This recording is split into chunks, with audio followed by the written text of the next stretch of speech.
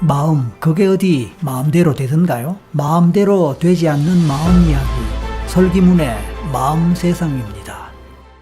이제 8번째 이야기를 시작합니다. 안녕하세요, 설기문입니다. 오늘은 심리학과 생물학의 지식에 바탕하여 심신상관성과 관련한 이야기를 하고자 합니다. 그러면서 궁극적으로 마음의 힘, 즉 자아 강도가 강해야 된다라는 말씀을 드리고자 합니다. 잘 아시다시피 인간은 육체를 가진 생물학적 존재이면서 동시에 마음을 가진 심리적 존재입니다. 그리고 그 생물학적 차원과 심리적 차원은 밀접하게 관련되어 상호작용을 합니다. 그리고 마음의 작용이 신체적 반응으로 나타나며 신체의 감각적 경험이 마음에 영향을 미치고 특정한 형태로 마음을 만들어내기도 합니다. 이러한 관련성을 심신상관성, 영어로는 Mind Body Connection 이라는 말로 설명할 수 있습니다. 사실 마음이란 것은 추상적이어서 증명이 쉽지 않고 객관적이지 않습니다. 이에 비해 몸의 작용은 객관적인 증명이 쉽습니다. 과학의 생명은 바로 그 객관성이며 증명 가능성입니다. 그러므로 과학을 기반으로 하는 의학은 객관적인 증명이 가능한 몸을 대상으로 할 수밖에 없습니다. 이에 비해 마음은 증명이 어렵기 때문에 오랫동안 과학 분야에서는 무시되거나 소외되었고 의학에서도 거의 다루어지지 않게 되었습니다. 하지만 마음이 뇌와 밀접한 관련이 있기에 뇌과학을 중심으로 하는 신경과학이 발달하면서 의학에서의 마음에 대한 관심이나 연구가 훨씬 커졌다고 볼 수 있습니다. 그런 가운데 마음이 뇌와 신경계통의 기능이나 작용에 영향을 미칠 뿐만 아니라 이들이 모두 상호작용을 한다는 사실이 밝혀지게 되었습니다. 하지만 의학에서 마음에 관심을 기울이게 되었다고 할지라도 그 관심은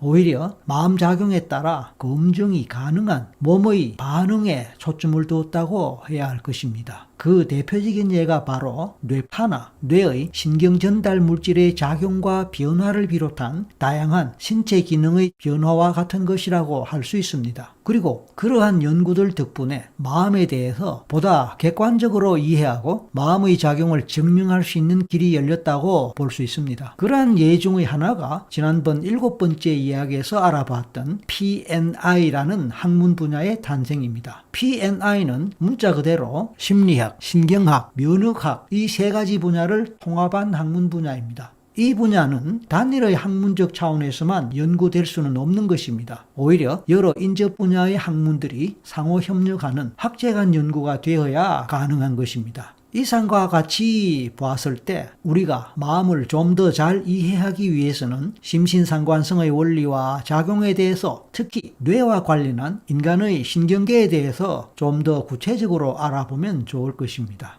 일단 신경계라고 할 때 크게 중추신경계와 말초신경계로 구분할 수 있습니다. 중추신경계에는 대표적으로 뇌가 포함되기에 그 중요성을 잘 짐작할 수 있을 것입니다. 말초신경계는 체성신경계라는 뜻과 자율신경계가 포함됩니다. 감각신경이니 운동신경이라는 말, 이들이 곧 체성계통에 속하는 두 가지 신경에 해당한다고 생각하면 좋을 것입니다. 한편 자율신경계에는 교감신경계와 부교감신경계가 있는데 사실 이 부분이 스트레스와 밀접하게 관련되기 때문에 이에 대해서 좀 더 구체적으로 살펴볼 필요가 있습니다. 자율신경이란 것은 자신의 의지와 상관없이 작동하는 신경이란 뜻으로 이해하면 좋을 것입니다. 바로 그런 이유 때문에 자율신경은 통제가 어렵습니다. 좀 더 직접적으로 얘기하자면 이것은 무의식적 작용이며 무의식에 의해서 조절된다고 할 수 있습니다. 이 자율신경 중에서 교감신경이란 것은 주로 긴장, 스트레스 상황,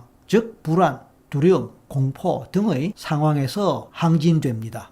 교감이란 말은 한자말로 교류한다고 할 때의 교자와 감정을 말하는 감자로 구성됩니다. 그래서 쉽게 감정이 통한다는 의미로 이해하면 교감이란 말을 기억하기가 좋을 것입니다. 감정이 통한다는 말은 곧 민감하다는 의미로 이해될 수 있습니다. 그래서 성격이 예민한 사람들의 경우에 쉽게 특정한 감정을 잘 느끼고 감정에 잘 빠지고 감정에 잘 휘둘리기 쉽습니다. 다시 말해서 교감신경이 민감하게 작용한다는 뜻입니다. 반면에 예민하지 않은 사람들은 교감신경의 작용이 아무래도 느리거나 둔합니다. 그래서 감정을 잘 안 느끼거나 감정에 휘둘리는 일도 잘 없지요. 한편 부교감신경은 교감신경의 반대에 해당합니다. 그래서 부교감신경은 이완, 편안함, 휴식 등의 과정과 관계됩니다. 흔히 교감신경이니 부교감신경이니 할 때 이 용어 때문에 오해를 하는 경우가 있습니다. 부교감신경이라고 하니까 우리가 일상에서 계급이나 지위적 차원에서 자주 사용하는 용어인 부자 때문에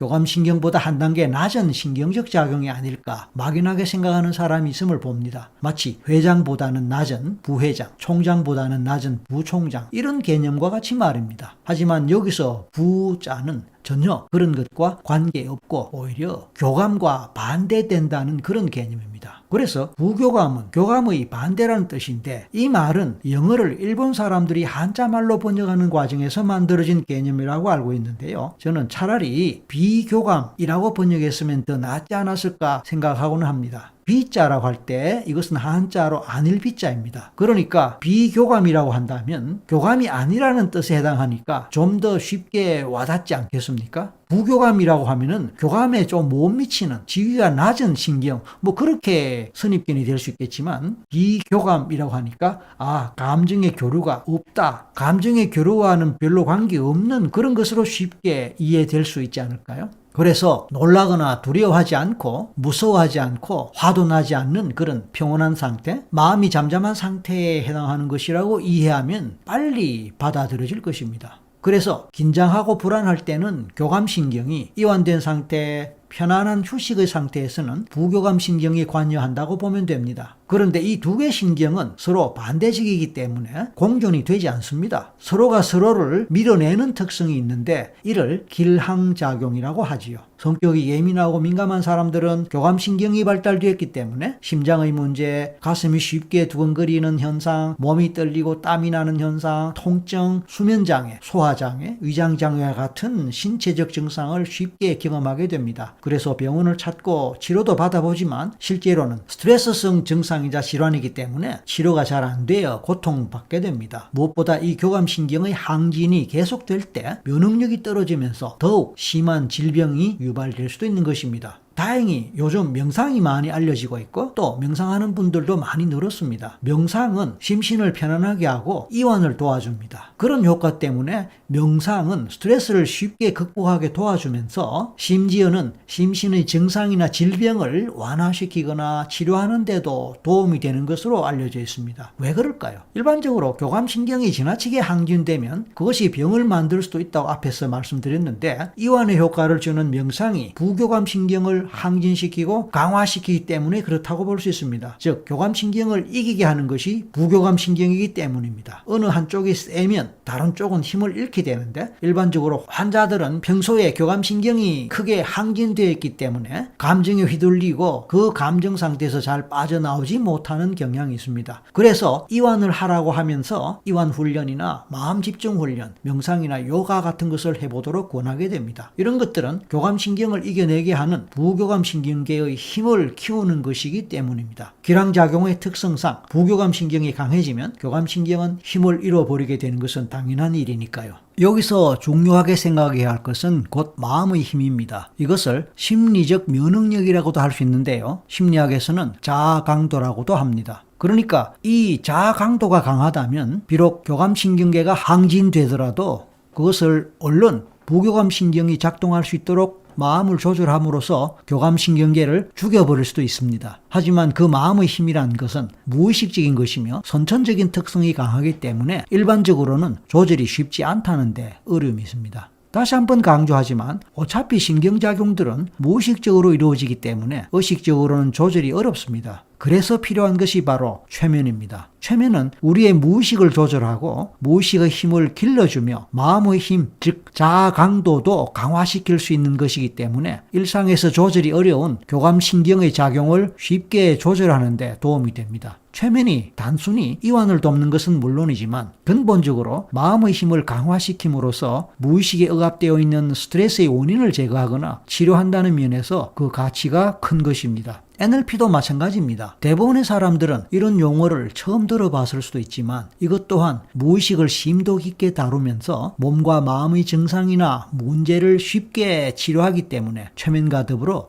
탁월한 효과를 낸다고 보면 됩니다. 이상에서 봤을 때 결국은 스트레스의 문제이며 무의식의 문제이자 마음의 힘의 문제인 것입니다. 그렇다면 그와 관련한 가장 크게 도움될 수 있는 것은 최면과 NLP라고 말할 수밖에 없다는 것이 저의 입장입니다. 오늘은 여기서 마치겠습니다. 감사합니다.